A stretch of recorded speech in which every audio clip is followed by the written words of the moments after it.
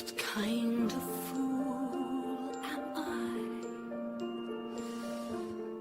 who never fell in love? Got a phone call from Neil Marcus, who runs the Shaw Theatre, and he was just doing a whole series of Great British Songbooks, and he said, would I do one? And he then explained to me what sort of the repertoire he was interested in, and immediately I thought, yeah, it was 3 days at the Shaw.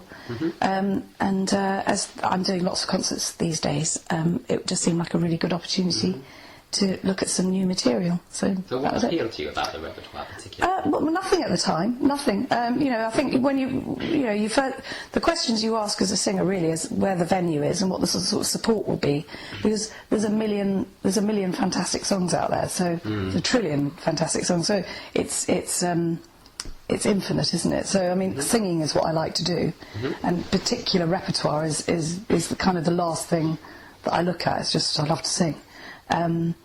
But what I discovered was what an incredible, sort of fantastic canon there is. It was just history and very different music than I was used to singing, so it was quite appealing. And when you sat down to eventually choose the repertoire, what were you trying to achieve from it? I think the same thing as I always do, which is trying to show the breadth of something as opposed to just hone and, you know, one note. I started looking in terms of the history of England, right back to Purcell, and popular music through the decades, really. And we didn't actually do it decade by decade, but I think we jumped a few hundred years at one point into. But we really look at British music from folk to classical, folk, pop. A lot of theatre stuff, obviously, because that's where my roots are. I'm feeling quite insane and young again, and all because I'm mad about the fire. When you choose a song, what does it have to contain or give you?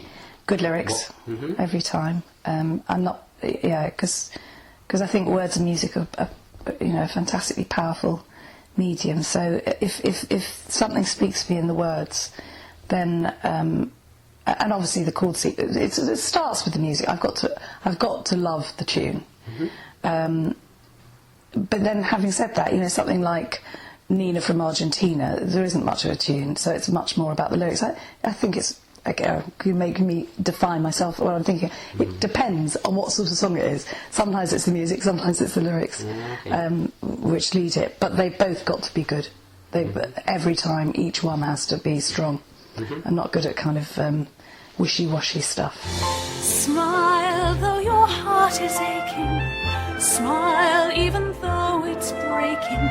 When there are clouds in the sky, you'll get. You chose 3 numbers by Noel Coward. Why so much? Again, the breadth of that man's writing. I mean, he did. We got Nina, If Love Were All, and Mad About the Boy. Brilliant, isn't it? Yeah. So I mean, incredibly different flavours from one man. And I didn't choose 3 just because it's Noel Coward. I chose 3 because I liked them the best, and I thought they served the CD properly.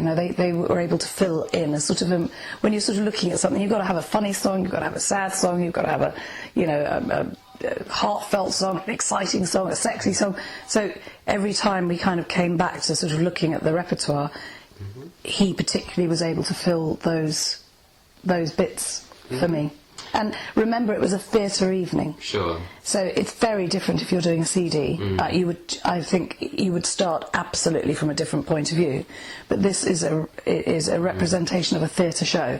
Presumably there's a stamina issue as well in the theatre, that you can't just belt number after. Well, I think a stamina for the audience. I mean, well, it depends. I mean, I don't want to be yelled at for 2 hours. And I think, if you're sitting there and you can take people through a different sort of emotional journey, that's the job of a theatre performer.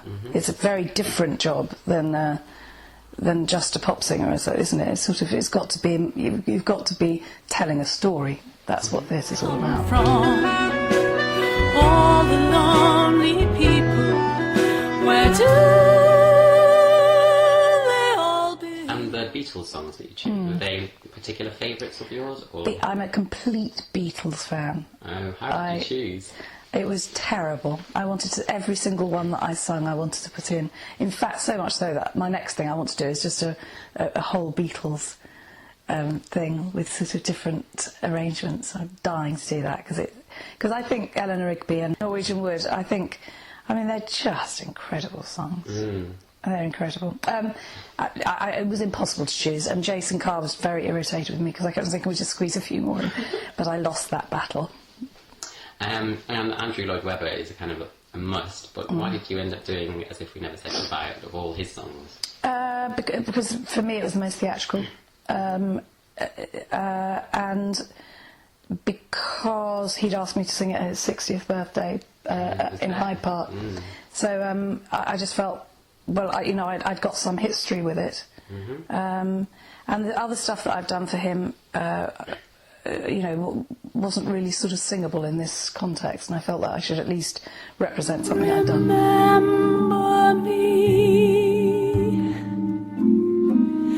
Remember me, but I forget. A lot of songs from the war. Yeah. Quite a lot. What made you want to do all these? It was actually starting with Purcell that made me think of that, because when I did Dido's Lament, that moved me so deeply, and it, it's obviously a song of death and redemption and all that, and I did a concert in New York where I did some the Boy I Love Is Up in the Gallery, and sort of got very involved in looking at music around that period, and found it incredibly touching. And also, my mum was born in the war, and I remember the stories my grandmother used to tell me, and it's stuff that's dying away, and songs can keep